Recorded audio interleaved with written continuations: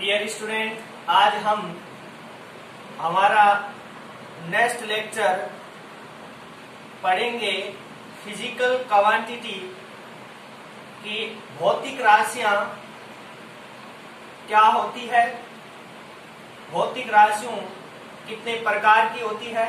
भौतिक राशियां उससे पहले थोड़ा सा देख लेते हैं कि भौतिकी का कार्य क्षेत्र है विस्तार, scope and expression of physics के भौतिकी विज्ञान को मुख्य रूप से दो भागों में बांटा गया है। कितने भागों में बांटा गया है? दो भागों में बांटा गया है। पहला है आपके कि क्लासिकल फिजिक्स से चीर समस्त भौतिकी, चीर समस्त भौतिकी और दो नंबर है आपके क्लासिकल फिजिक्स और दो नंबर है मॉडर्न फिजिक्स, आधुनिक भौतिकी,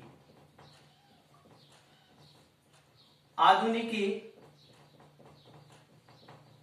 भौतिकी। आप देखो चीर समस्त भौतिकी क्या होता है और आधुनिक भौतिकी क्या होता है। और वैसे भौतिक विज्ञान की जो कुल शाखाएं हैं वो 9 शाखाएं हैं। 5 शाखाएं हो जाएगी चीर समस्त भौतिकी में और 4 शाखाएं हो जाएगी आपकी आधुनिक भौतिकी। तो आपके चीर समस्त भौतिकी क्या होगा कि आज से 1300 वर्ष पहले, कितने वर्ष पहले कि आज से 1300 वर्ष पहले कि प्रकृति तथा प्राकृतिक के परिवर्तनों का अध्ययन, कि आज से 1300 वर्ष पहले प्रकृति तथा प्राकृतिक परिवर्तनों का अध्ययन जिस शाखा में किया जाता था उस शाखा को चीर समस्त भौतिकी कहा जाता है। कि आज से 1300 वर्ष पहले कि प्रकृति तथा प्राकृतिक परिवर्तनों का अध्ययन जिस शाखा में किया जाता था उस शाखा को चीर समस्त भौतिकी कहा जाता है। चीर समस्त भौतिकी जो कुल है उसको 5 भागों में बांटा गया है। कितने भागों में? 5 भागों में बांटा गया है। एक नंबर हो जाएगी आपके यांत्रिकी मैकेनिक चीर समस्त भौतिकी, ध्वनि विज्ञान।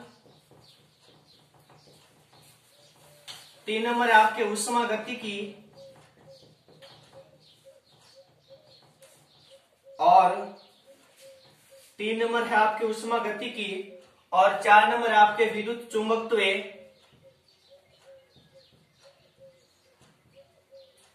4 नंबर है आपके विद्युत चुंबकत्व और 6 नंबर है आपके प्रकाशिकी। 5 नंबर है आपके ऑप्टिक्स प्रकाशिकी। ये चीज समस्त भौतिकी की कुल 5 शाखाएं हैं। यांत्रिकी, ध्वनि विज्ञान, उष्मा गतिकी, विद्युत चुंबकत्व और प्रकाशिकी।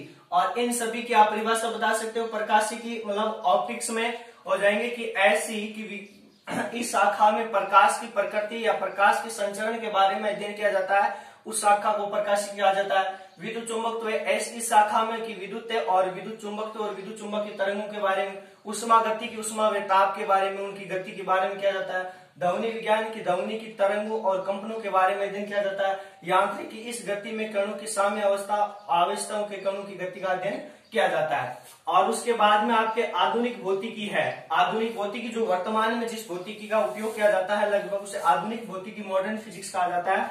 और यह है आपके कितने प्रकार की? कुल 4 प्रकार की। ये कितने प्रकार के आपके जो मॉडर्न फिजिक्स है, मॉडर्न फिजिक्स आपके कुल 4 प्रकार की है।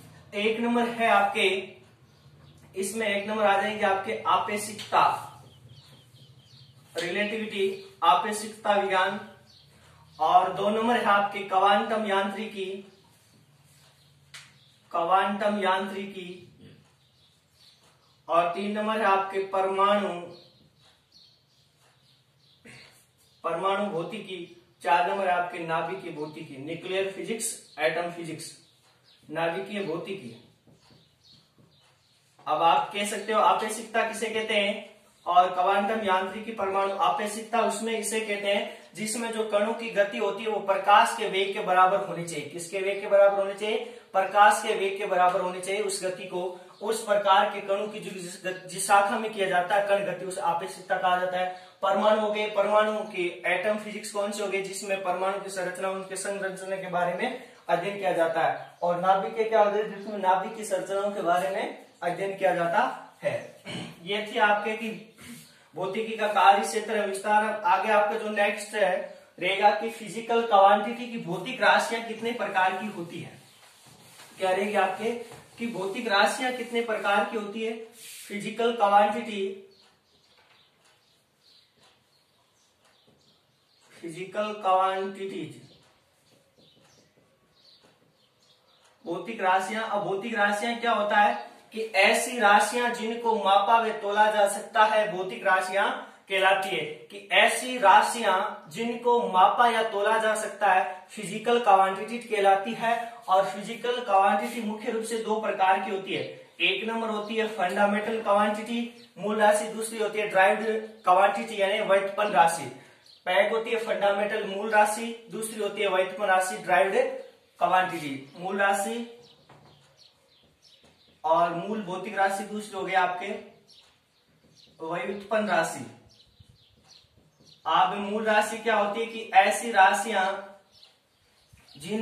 ऐसी जो मूल राशि होगी आपकी, जो मूल राशि होती है वो क्या होती है कि मूल राशि होती है आपकी कि ऐसी राशियां जो अन्य किसी, अब मूल का मतलब आपने समझा होगा कि मूल का मतलब क्या होता है कि ऐसी राशियां जिनको उत्पन्न करने के लिए, व्युत्पन्न करने के लिए किसी भी दूसरी राशि पर निर्भर नहीं रहना पड़ता है।